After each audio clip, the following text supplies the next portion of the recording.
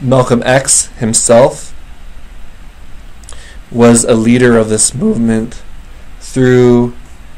1963. He was a national spokesman, and he became very famous through his vehement censorship and critique of racism and the violence racism, as well as disenfranchisement racism does to African Americans in this country, and his racial separation sort of message, and as well as a message of black pride. But in 1963, Malcolm X had a parting of ways with the leader of the Nation of Islam, Elijah Muhammad. It came to Malcolm X's attention that the leader Elijah Muhammad wasn't only having children with his wife, but had become involved with a number of his female secretaries, as well as other female followers of the movement, having children with them as well. Elijah Muhammad justified what he was doing, saying, just like prophets of old, Jewish prophets of the Bible who had multiple wives and would have children with multiple women, so he was doing the same. Malcolm X, who had been very faithful and monogamous to his wife Betty Shabazz, wasn't too impressed by this argument and had a parting of ways for this reason, as well as that Elijah Muhammad had enforced silence upon Malcolm X for a number of months after John F. Kennedy was killed, was assassinated, because Malcolm X, in an interview, referred to this event as chickens coming home to roost. And when later asked to elaborate what he meant by that, he said, well, it's even as the President of the United States leads a government that both inflicts harm or allows great harm among the many minorities of this country, and through military intervention in other countries has killed many other people. Perhaps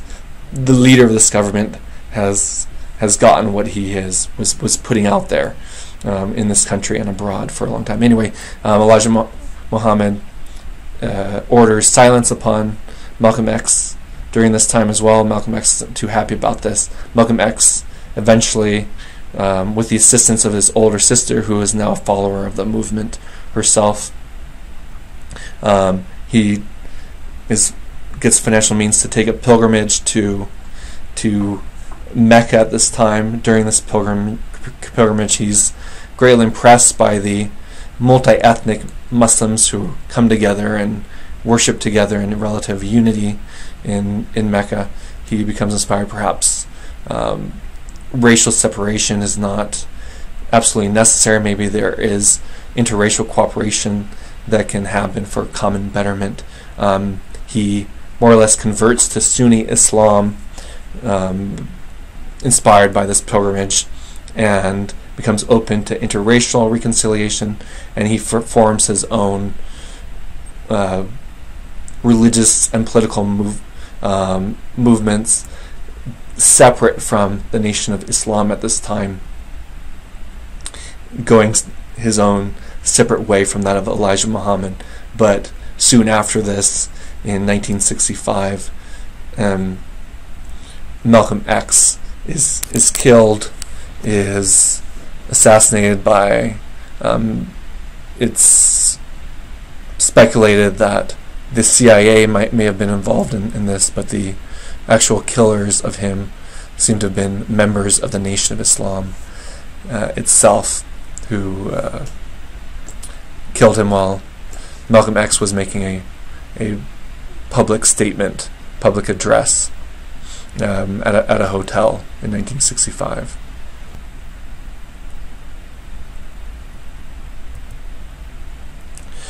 In 1975, the leader of the Nation of Islam, Elijah Muhammad, dies. He leaves the leadership of his movement to his son,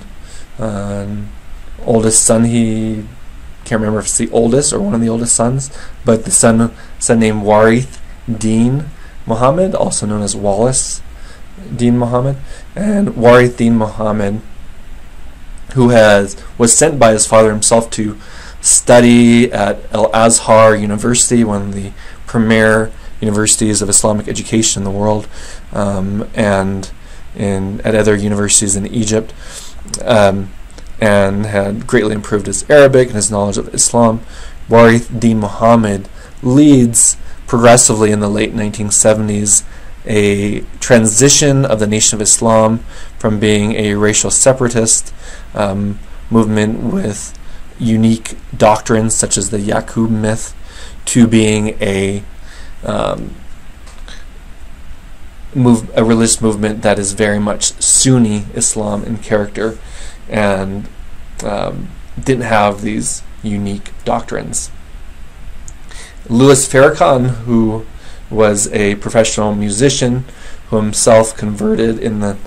late 1950s to the Nation of Islam and became a very eloquent speaker and leader of the movement himself, he didn't like these changes in the Nation of Islam movement led by Warith Din Muhammad. He felt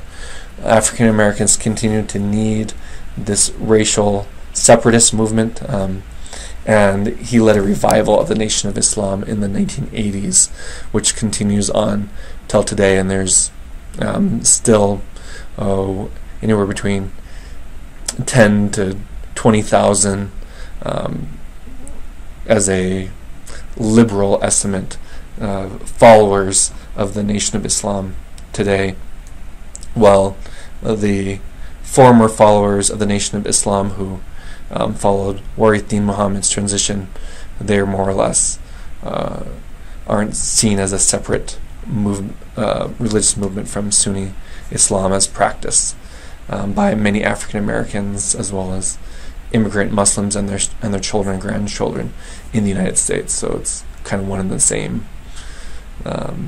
Islamic movement today.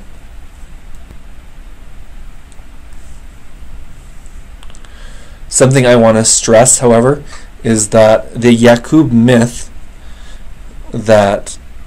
was at the heart of the unique doctrines of the Nation of Islam itself, we should not see this as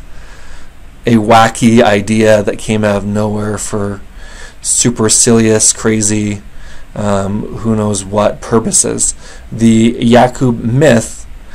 pushed against racial, racist doctrines and ideas and myths that are being perpetuated by Anglo-white Americans through this period of the 1950s, 1960s, in which the Nation of Islam is becoming a popular movement. And so that according to the racist ideas propagated by many white Americans, the African Americans are rooted in Africa. Well, most likely they are. However, Africa itself, according to these myths, is a land of barbarians, a land of wild people who live and act little different from monkeys, from wild animals. If you look at cartoons produced by for common television at this time, 1930s, 1940s, 1950s, it very much presents African Americans in this light as being either being wild savages. Sometimes the myth of the angry beast or the happy and go lucky silly and stupid man, but this continent as a dark continent. I remember watching a Bugs Bunny episode in which Bugs Bunny flies into the dark and then darkest, the dark and then darker and then darkest continent, as a place of ignorance, as a place of wild ignorance. And meanwhile, in this as the narrative goes, with the white people, the white people brought even though they enslaved the black people of Africa, they brought the civilizing influences of white civilization as well as Christianity. And so in the big scheme of things, black people were blessed instead of harmed through enslavement and this whole process and its ramifications. So the Yaqub myth turns this racial stereotype narrative on its head so that white people become the people of wild beasts, savages, and black people are the classical people of civilization and brilliance who were duped eventually by white people and greatly harmed over a long period, who now just need to reclaim their glorious heritage as black semi-gods, a glorious race, a glorious people originally, that pushed against this white racist narrative. They're inspired by it, they're moved by it. It endowed them a kind of pride in being a black person, and they reclaim their black heritage as something of goodness, something of beauty, something of dignity, so much that the details of it, that this myth didn't have much basis in history any more than the white racist narrative had much basis in history, yet it endowed this sort of dignity and pride, and so many were touched and moved to embrace the Nation of Islam, the Nation of Islam growing to be perhaps over 50,000 followers in its heyday in the 1960s and 1970s. Meanwhile, there is, in addition to those who are formal followers of the movement, many more tens of thousands of African Americans who admired the movement, admired what Elijah Muhammad and Malcolm X was trying to accomplish with this movement. This movement also inspired many African Americans to embrace Sunni Islam eventually, so not just through Warithin Muhammad's transition period in the 1970s and 1980s to a more Sunni form of Islam, but inspired many Muslims to investigate Islam kind of on their own or through other preachers of Islam that didn't have as much media attention, but were preaching in inner cities and big inner cities around the United States,